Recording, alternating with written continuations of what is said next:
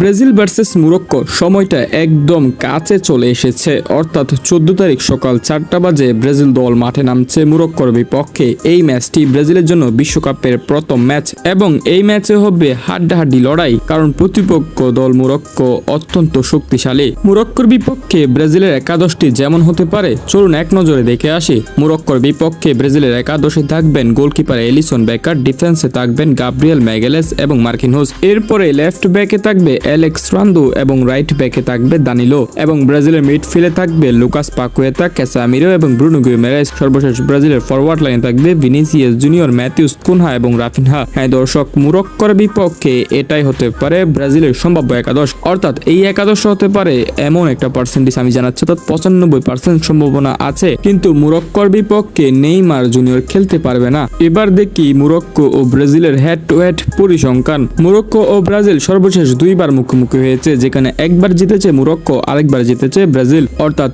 1998 সালের বিশ্বকাপে মোরক্কোকে 3 গোলে হারিয়েছিল ব্রাজিল। এরপর সর্বশেষ 2023 সালে 2-1 গোলের ব্যবধানে ব্রাজিল মোরক্কোর কাছ থেকে হেরেছিল। সো হেড টু হেড পরিসংখ্যানে দুই দলই কিন্তু শক্তিশালী, কারো থেকে কেউ কিন্তু কম নয়। এবার জেনে নিই ম্যাচটির সময়সূচি। ম্যাচটি অনুষ্ঠিত হবে 14 তারিখ বাংলাদেশ সময় অনুযায়ী ভোর 4টা বাজে। হ্যাঁ দর্শক, একদম ভোর 4টা বাজে বাংলাদেশ সময় অনুযায়ী 14 তারিখ ম্যাচটি অনুষ্ঠিত হবে। ম্যাচটি আপনারা সরাসরি দেখতে পারবেন বাংলাদেশের টি স্পোর্টস চ্যানেলে, সময় টিভি অথবা বিটিভিতে। তো দর্শক, বিশ্বকাপের প্রথম ম্যাচটা কি ব্রাজিল জিততে পারবে? কি মনে হয় আপনাদের? তা অবশ্যই কমেন্ট সেকশনে জানাতে পারেন।